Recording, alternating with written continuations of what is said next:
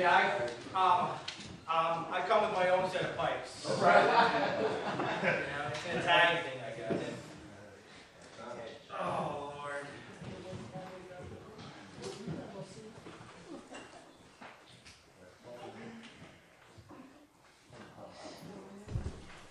Okay. That's fine, that'll work.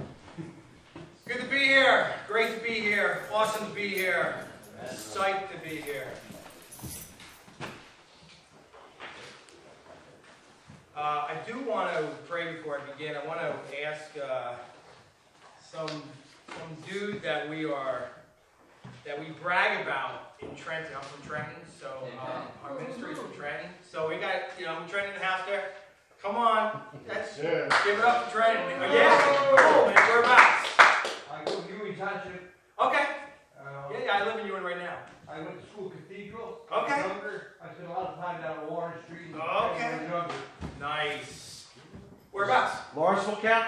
That counts. All right. That counts. It's close enough. South of Trenton Center Street. Yeah. Know it well. Lamberton, back block. Okay. Nice. Well, what are we doing here, man? Let's just go back to Trenton and have a party. Get some pizza. Yeah, really, man. Fabio's is awesome. So I gotta say, I'm Italian. I'm 100% Italian. So I'm what they call a food snob. I just am. I know good food. I was raised with a mother who, all things Betty Crocker, man. I mean, she can cook anything like nobody's business. So I'm a food snob. I admit it. Trenton is known for the best pizza. Oh yeah. Lorenzo's. Yeah, there you go. I like Palermo's though. It's in Bordentown. It's a tomato pie. So Trenton is known for its tomato pie. So it's not pizza, right? It's just it's kind of thin and it has no cheese on it. It's just sauce. No, it's tasty though, man. You gotta try, dude. You would love it. But the problem is it's so thin, like you can eat 7 or 8 slices and still be hungry, and that's kind of a problem, especially if you're 52 like I am, and the metabolism has plummeted, So, anyways, want to ask this guy who we're really proud of, who we brag about in Trenton all the time, because God has done such an amazing work in his life. The truth about it is that, it takes 2 to tango, right? I mean, anybody can say, oh, God has done such an amazing work in my life, But you know what? I mean, I like the Argentino tango. It's the most sexiest dance, I think, on planet Earth. I love to watch ballroom dancers, but it always takes 2 to tango, right? You got to come to the dance. And this man has come to the dance, and he's been killing it, and we're so proud of him. Amen. So I'm going to ask Maurice if you would pray for me. Come on up here, man.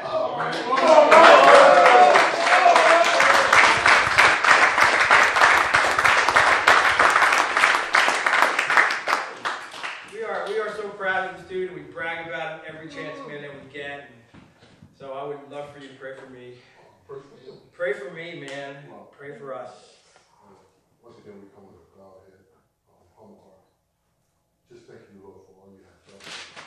Thank you for allowing this brother to be in my life. Thank you for putting the circumstances together that I may run into him, that he may introduce me to a program, introduce me to you, introduce me to someone who died for me, who shed his life for me, who forgave me of my sins, that I may understand that I am no longer that broken person. Thank you, Jesus, for putting a person who's sincere, who's real, who goes out 100% of the time and just try to bring people closer to you. He gave a mission that we must draw people to you, and he's doing this every day of his life. I want to thank you, Lord, for just being in his life, for being God of his life, being Lord of his life, for allowing him to submit to you. Thank you for his life and his family. Thank you for Church of God for humbly asking me to be a part of their family. So I just thank you, Lord, for all you have done. Thank you for allowing me to be in this place. Thank you for the brothers here, that they may just get to see your glory every day. That's right. See your blessings every day. Wake up with joy and peace every day. Yes. Even though things may not go their way, you understand that God will.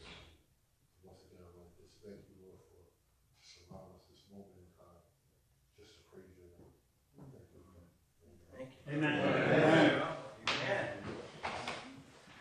So I want everybody to put your hands out. Just put your hands out, palms up like this. And I want you to expect something fresh tonight. Okay? Expect something new. Expect something wonderful. God is going to show you something new tonight. It may be something that you've heard 1,001 times, but it may have a different kind of seasoning on it, right? Expect that to happen tonight. Amen? Amen.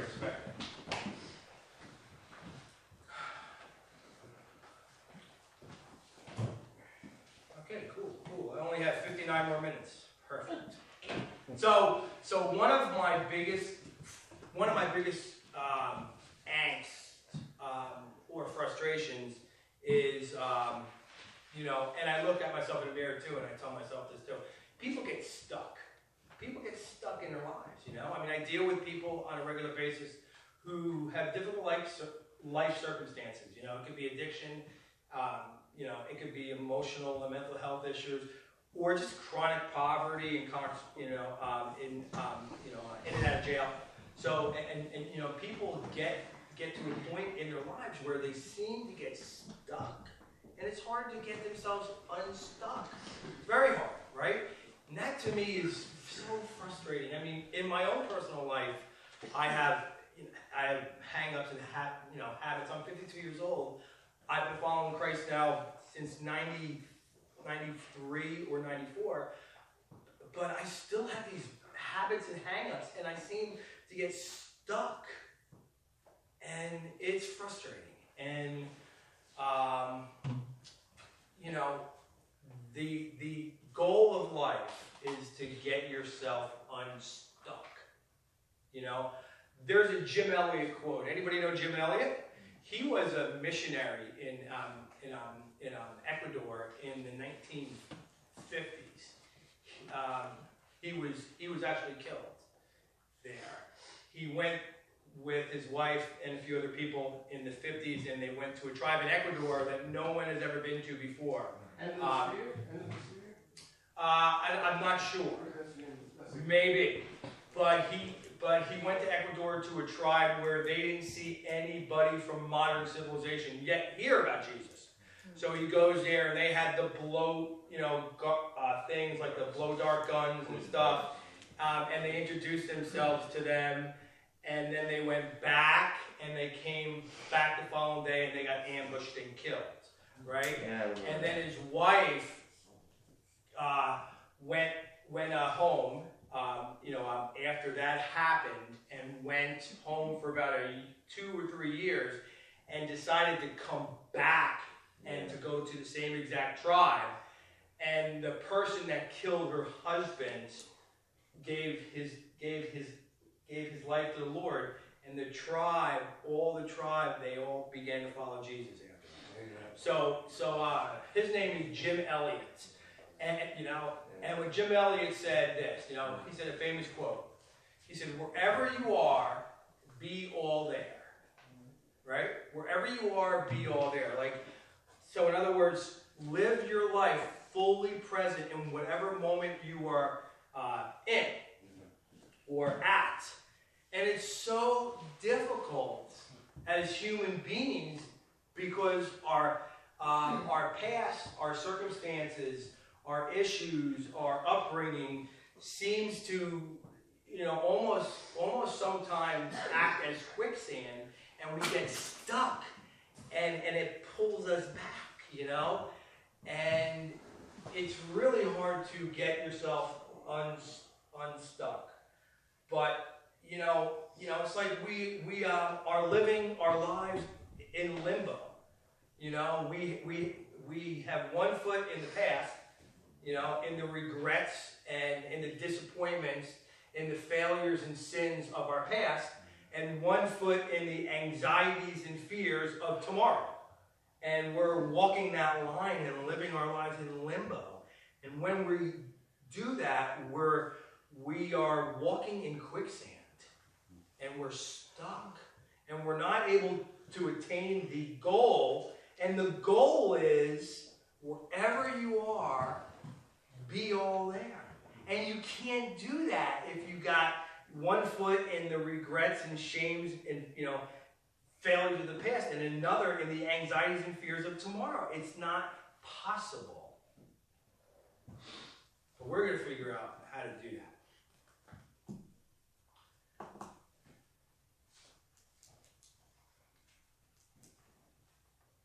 It's like, I used to do martial arts, so I used to do Taekwondo, and one of the things I enjoy doing a lot, and I don't really recommend it, but I used to like to break those 1-inch concrete patio blocks, and I used to like to pile them up. I bring my elbow down or I bring my palm down. If you bring your palm down, it's a little bit harder. If you bring your elbow down, it's a little bit easier, obviously. But it doesn't matter if you're like 6'6", and if you're a superstar or not. It's not an issue of power, right? So it's an issue of technique, right? So you have to hit the blocks in a certain area, right? It's got to be within a couple centimeters of center.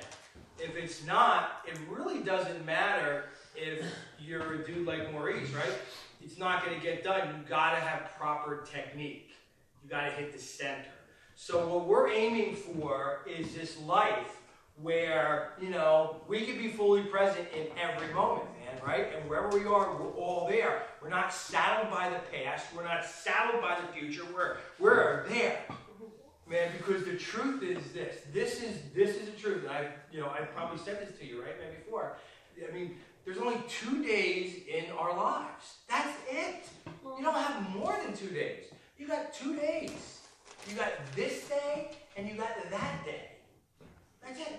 The day that we're in right now and that day that we're going to be before the Lord. Those are the only 2 days. And the calling of our lives is to represent God, right? And to reflect His nature. We are created in His image. And as far as I read in the Bible, He never refers to Himself as the great I was, or the great I will be, or the great I might be, but, always in the present tense, right? The great I am. And if we're created in His image, and if we're called to reflect His glory, then we better get about the business of today. And I mean, this is serious stuff. I know it sounds like a cliche, and everybody's heard this 1,001 times, but, it's one thing if you intellectualize something, it's quite another if you internalize something. That's where the rubber meets the road, and that's when transformation happens, right? So let's get about it. So the two things, man, that we must do is that, we must release the ball and chain of our past, whether it's disappointments, it's regrets, it's shames, it's sin, it's guilt, whatever it is. But how do you do it, right? So I just said, right? The first thing is paramount. The first thing is paramount. I just said it. I'm just going to say it again. We have to live in the reality of the fact that that we all have 2 days, this day and that day. If you're not living in that reality, if that's not the backdrop of your life, if that's not the landscape of your life, like I'm in a picture and here's me, and then I, pretend I'm in a portrait, I'm in oil painting, and it's a bunch of trees and shrubs and lakes and forests, and then there's little old me in the middle. If that's not my backdrop, then it's just me. Then it's not going to be a full picture. We have to live our lives in the backdrop of that reality. I mean, everybody knows this, on an intellectual level, but we have to internalize it. So how do we do it? The best way that I can describe it is this. Well, this is how I do it, or this is how I'm learning to do it. And I'm learning to do this. And this is how I'm doing it. And it might sound crazy to you. Well, maybe not to you, Arthur. You're a crazy dude, so you might be on with this thing. So, but the way we do it is by living out 4 words. And I'm going to read a Bible verse that everybody has heard of. It's one of the most famous Bible verses in the Bible. You all know it, Romans 8:28, right? So it says, and we know that God causes all things to work together for good to those who love God and are called according to his purpose. And we know that God causes all things to work together for good to those who love God and are called according to his purpose. When I read that, I'll tell you what I hear. I hear 4 words. I hear this, and I'll explain to you afterwards. So I don't want you to think I'm a complete idiot now. The 4 words I hear are this.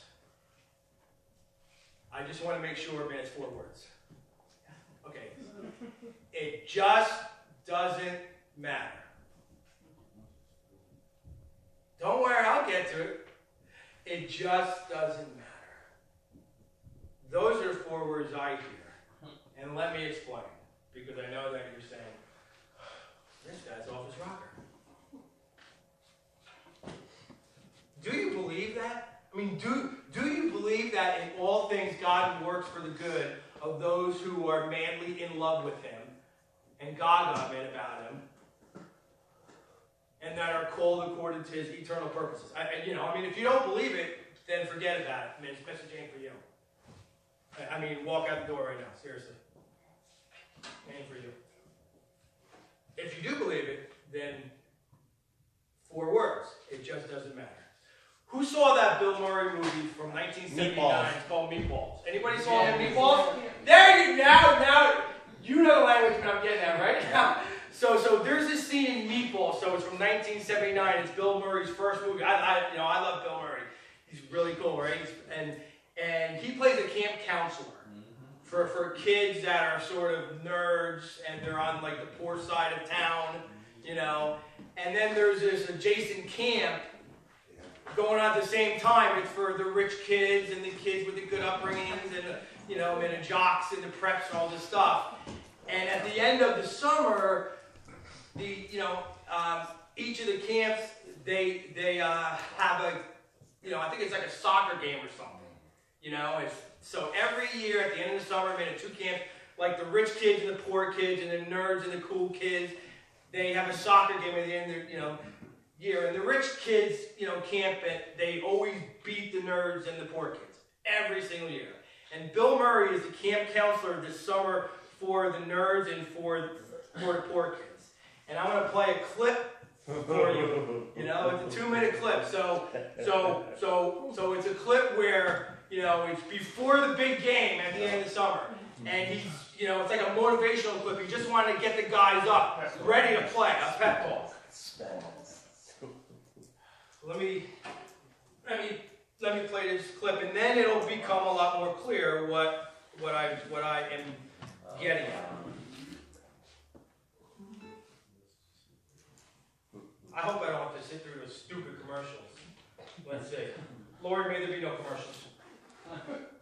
Oh! You didn't hear me. Makes you want a Reese's. It's okay, 4 seconds. Thank you for asking. Well, Reese's are good. Hey, come on. Look, just because we're losing doesn't mean it's all over.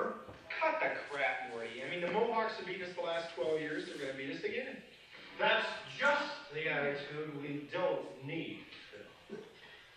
Sure, Mohawk has beaten us 12 years in a row. Sure, they're terrific athletes. They've got the best equipment that money can buy. Hell, every team they're sending over here has their own personal masseuse. Not a sir, masseuse. But it doesn't matter. Do you know that every Mohawk competitor has an electrocardiogram, blood and urine tests every 48 hours to see if there's any change in his physical condition? Do you know that they use the most sophisticated training methods from the Soviet Union, East and West Germany, and the newest Olympic power, Trinidad and Tobago? But it doesn't matter. It just doesn't matter. It just doesn't matter. I tell you, it just doesn't matter. It just doesn't matter. It just doesn't matter. It just doesn't matter. It just doesn't matter. It just doesn't matter. Even if we win, ha! Even if we win,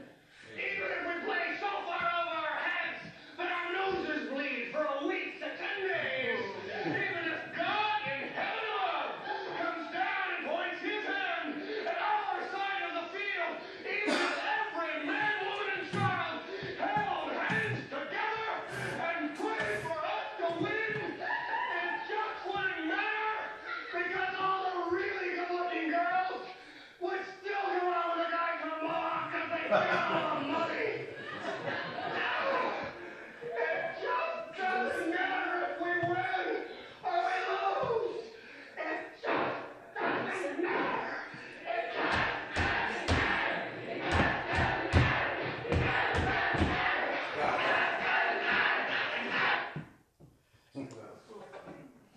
God He never sleeps, He never slumbers. Jesus said, my Father is at work always, even until now.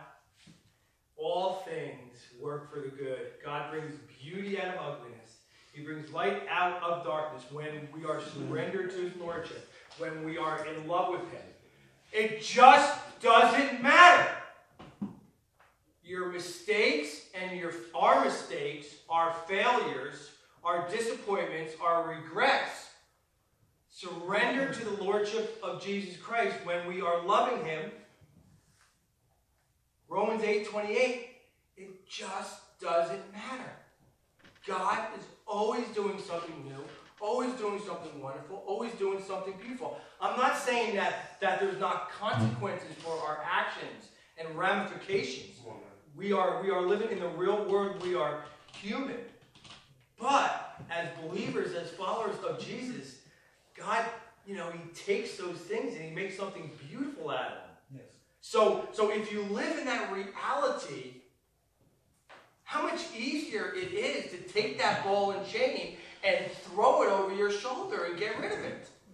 If you really believe Romans 8:28, and you really believe what Bill Murray said, that it just doesn't matter, you can take that ball and chain. I mean, that's why Jesus said, right? You can say to this mountain, right? Move. That's kind of what He meant. So that's number one. It just doesn't matter. Number two is that we have to deal with releasing the anxieties and fears of our future. Releasing the anxieties and our fears of tomorrow. But how? I'm glad you asked.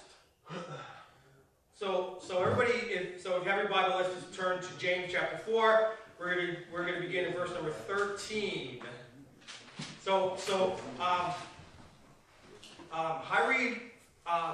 I usually read my New American Standard Version Bible.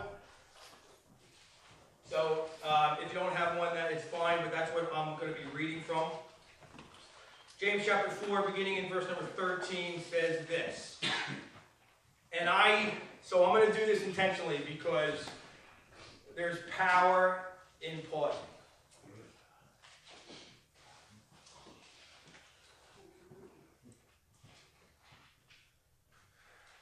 Come now. I just love the way that starts. I just said, come. What are you guys thinking? Come now. You who say today or tomorrow, we will go to such and such a city and spend a year there, engage in business, and make a profit. So this dude is talking about the city. He's already got the location staked out. He's got the amount of time he's going to be staked out. He's got the business events he's going to be, staked out. He's got the amount of money all, calculated. I mean, he's got his bases covered, man, this dude. Today or tomorrow we will go to such and such a city and spend a year there and engage in business and make a profit. Yet you do not know what your life will be like tomorrow.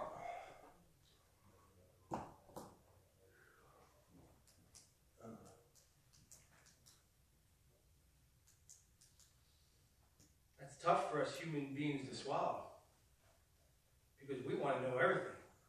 Everyone's got an opinion on something. Just look at Facebook. Everyone's got something to say. Everyone's got something to go on. Everyone knows everything. You go down any city block and there's a psychic and there's a horoscope in every newspaper. Everybody wants to know everything.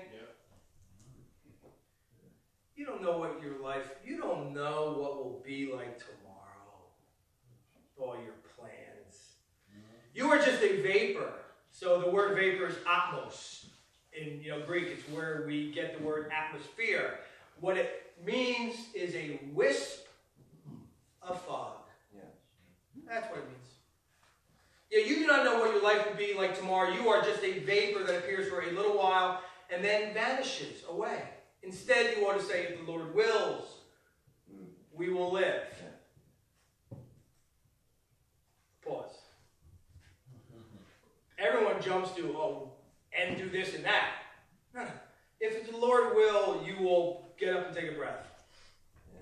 Pause right there. And then do this and that. Yeah. I don't think that we pause enough, right? So, let me break this down really quick. Let's just talk about a few tomorrows. Just a couple I just want to pick. Thursday night, August the 31st, 1939. There was a young family in an apartment building in Poland with two young elementary school children getting ready for their first day of school, which was going to be the following day. Getting their lunches ready and their book bags ready, eager to begin their first day of school. And then tomorrow happened. Friday, September 1st, 1939, Hitler invades Poland. World War II begins. And it ends with 75 million dead and 3 million Polish Jews exterminated. And this family the night before was getting their kids ready for their first day of school. And then a megalomaniac attacked their country. And 6 years later, 75 dead bodies, 75 million dead bodies. So that's one tomorrow. So it was a Tuesday night, April the 18th, 1995, and there was a single mother who was getting her little girl's lunch ready and her backpack ready for the following day. She was in preschool and she was at a daycare center, so she had yet to begin school. And the mother had a good federal job and brought her little girl to this beautiful daycare center in the federal building where she worked. And they were packing her book bag, ready for the next day. The next day, 9 a.m., Wednesday, April the 19th, a Ryder truck filled with explosives outside of the federal building in Oklahoma City went off. Killed 168 human beings. 19 of those were children. One would be the little girl. And that was tomorrow. And they had no idea. Monday Night Football. September 10th. The day before my birthday. Getting ready for my birthday. You know, I think I was turning maybe 30 something. And watching a good Monday Night Football game with my brother. And then I was at work. And it was a little after 9. And I saw this airplane fly into a building. And then 40-some minutes later, I saw the second plane hit the South Tower. That was tomorrow. These are all tomorrows. But yet we think we know everything. We need to read this. We need to read this. And we need to pause. Come now, you who say, today or tomorrow we will go to such and such a city, spend a year there, engage in business, and make a profit. You do not know what your life will be like tomorrow. You're just a wisp of fog that appears for a little while and then vanishes. Instead, you ought to say, if the Lord's will, we will live.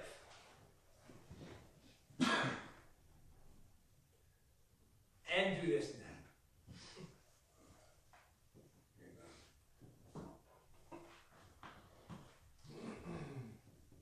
everybody knows everything I've said today, everybody's heard. It's not news to anybody, right? It's not rocket science stuff. It's become cliche. It's kind of become trite. Like all of these things have become cliche. Wherever you are, be all there. You know?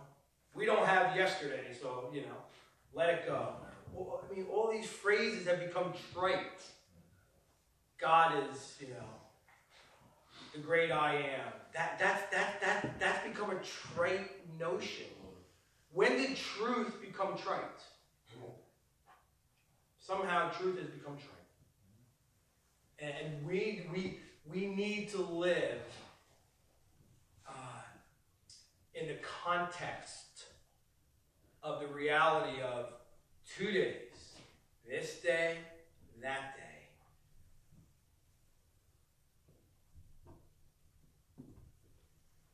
And we need to drop that ball and chain of yesterday and release the ball and chain of the anxieties and fears of tomorrow. Knowing that at our best, we are just a wisp of fog that's here for a moment and then is gone. You know? And at the end of the day, don't forget, whenever you read Romans 8:28, think of Bill Murray. Or think of me. But more importantly, think of those 4 words. For those who are in love with Jesus, it just doesn't matter. That's what God does. He makes beautiful things out of things that are ugly.